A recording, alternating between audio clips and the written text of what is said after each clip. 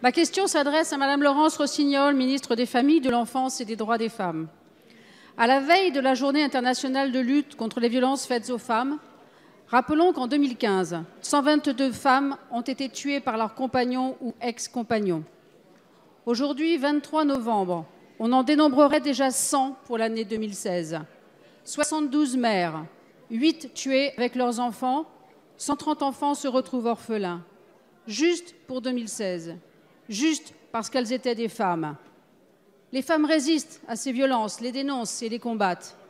Mais ces chiffres sont dramatiquement stables chaque année, comme ceux des victimes de viols ou de harcèlement sexuel. Durant ce mandat, le gouvernement a fait le choix d'augmenter les moyens alloués à la lutte contre toutes ces violences. Il acte clairement que les violences faites aux femmes ne sont pas les conséquences d'une dispute entre deux adultes qui dégénèrent, mais c'est d'une violence systémique contre les femmes, parce qu'elles sont des femmes.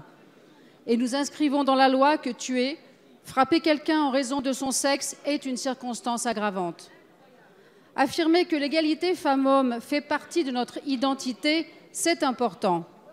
Mais pour être crédible, il faut combattre le sexisme dans la société française, concrètement, comme le fait notre majorité depuis 4 ans. Madame la ministre, je sais votre engagement sur ces questions. L'évaluation rendue hier par le Haut Conseil à l'égalité du 4e plan de lutte contre les violences montre les progrès de l'action publique pour mieux accueillir et informer les victimes, les protéger et mobiliser l'ensemble de la société. Vous allez présenter le 5e plan 2017-2019 ce 25 novembre. Pouvez-vous nous en donner, Madame la ministre, les grandes lignes? Merci Madame. La parole est à Madame Laurence Rossignol, ministre des Familles, de l'Enfance et des Droits des Femmes.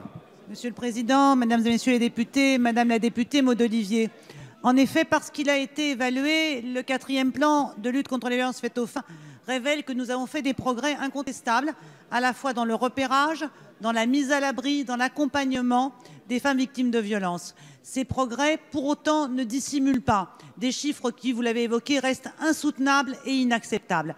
Pour le 5e plan, nous nous sommes appuyés sur ce qui avait réussi. Ce qui a réussi, c'est d'abord la formation de 300 000 professionnels qui maintenant savent repérer et accompagner les femmes victimes de violences. Ce qui a réussi, c'est la mise à l'abri avec près de 1600 places nouvelles ouvertes pour héberger les femmes victimes de violences. Ce qui a réussi aussi, c'est la libération de la parole.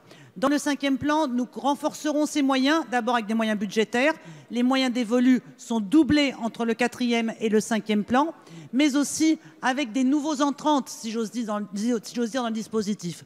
D'abord les enfants, parce qu'il faut rompre avec l'idée qu'un enfant qui n'est pas directement victime de violences familiales serait pour autant épargné. Tout enfant témoin est un enfant victime des violences familiales. Et il n'est pas possible d'admettre l'idée qu'on puisse être à la fois un mari violent et en même temps un bon papa. Un mari violent n'est pas un bon papa. Ça, c'est un changement de culture qui est indispensable. Enfin, nous avons identifié 2 catégories de femmes qui, pour le moment, échappent encore au dispositif. D'une part, les femmes des territoires ruraux, qui sont insuffisamment couverts et qui ne seront jamais couverts par toutes les associations. Donc, tous les professionnels des maisons de services publics, des associations, des institutions sur place seront formés. Des bons taxis seront mis à disposition dans 25 départements.